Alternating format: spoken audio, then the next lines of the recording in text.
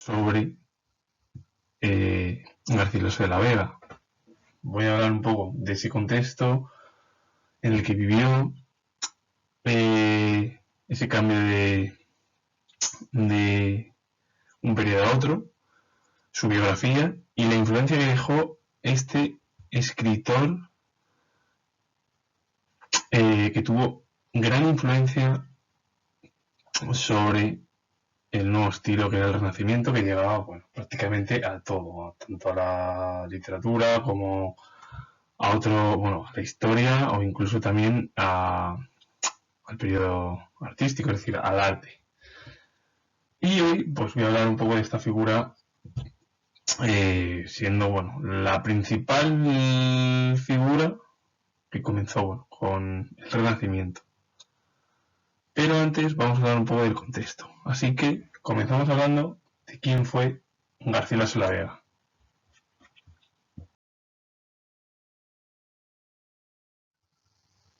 Pero primero lo que voy a explicar es qué diferencias hay entre la Edad Media y la Edad Moderna. Primeramente, en la Edad Media lo que se va a olvidar son aquellas ideas paganas, todas esas formas clásicas grecolatinas, es decir, que se dieron en Grecia y Roma durante la antigua, cosa que el Renacimiento, que ya comienza con la Edad Moderna, retoma ese cierto paganismo y todas las formas clásicas grecolatinas, sí, grecolatinas. Y bueno, la Edad Media también, ¿qué espíritu se va a tener? Va a ser muy relacionado con la religión, es decir, lo religioso, con una poesía al final popular que va a ser de carácter religioso, unido a ello también lo militar, cosa que en el Renacimiento, ya en el periodo moderno, se va a crear ya un espíritu tolerante, con ese un estilo más culto y refinado con respecto a la etapa anterior. Así que bueno, continúo con la siguiente diapositiva. En cuanto al contexto histórico, lo que se produjo fue el fin de la Edad Media a la Edad Moderna en Europa con la caída de Constantinopla en 1453. ¿Qué pasó en ese año? El Imperio Romano de Oriente cayó y se produjo ese cambio de era. En España, por ejemplo, la Edad Moderna llegó un poco más tarde, ese cambio de era que se produjo en 1492 con el descubrimiento de América. Y los reyes católicos lo que hicieron fue, es más, la unidad hispánica que quedó ratificada con su nieto Carlos V. Bueno, principales universidades, bueno, es el de Barcelona en el siglo XIII, o por ejemplo Valladolid en el siglo XIV y en el siglo XV Alcalá. Y bueno, las guerras, por ejemplo, también las tuvo España e Italia, acercaron aún más un nuevo renacimiento al país. Uno de los principales poetas, como fue Juan Boscán, imitó los versos de estilo italiano, que eran 7 y 11 sílabas. Y Garcilaso de la Vega, bueno, comenzó con ello. Así que bueno, continuamos con la siguiente diapositiva. Garcilaso de la Vega fue poeta y también militar, asegurándose ese triunfo del Renacimiento. Él nació en Toledo y provenía de una familia de la aristocracia.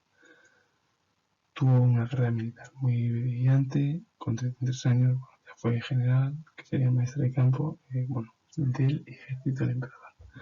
Estamos hablando de Carlos I de España y V de Alemania, y murió en Freuxis de Provenza, tras una acción de guerra. En cuanto a la cultura, el que tuvo el interés o que le influyó a Garcilaso de la Vega fue el saber grecolatino y todos aquellos poetas del periodo renacentista. obras pues encuentra 11 poemas extensos, como las églogas, elegías, epístolas, canciones, etc. También se encuentran 38 sonetos. Y bueno, Garcilaso es reconocido como el príncipe de la poesía castellana. Y bueno, continuamos. Influencias, dijo Garcilaso de la Vega. Garcilaso de la Vega influyó mucho en el periodo renacentista en España, porque vino influenciado de Italia, donde nació. Bueno, hubo dos escuelas posteriores a su muerte en 1536, como fue la escuela italiana, quedó dividida al final en dos. Por un lado estuvo la escuela salmantina, por otro la escuela sevillana. La escuela salmantina, ¿quién fue su principal representante? Está en la diapositiva de la derecha, que fue Fray Luis de León. En la escuela sevillana fue Fernando de Herrera como el principal exponente. ¿Y qué diferencia había entre la escuela salmantina y la escuela sevillana? Primero, la escuela salmantina dio mayor importancia al pensamiento, a diferencia de la escuela sevillana, que prefirió cuidar las formas. Y con esto, bueno, termino el vídeo. Y si os ha gustado, darle a like, suscribiros y comentar. Y por cierto, yo que tengo el grado de historia, así que al final digo adiós. Adiós, adiós.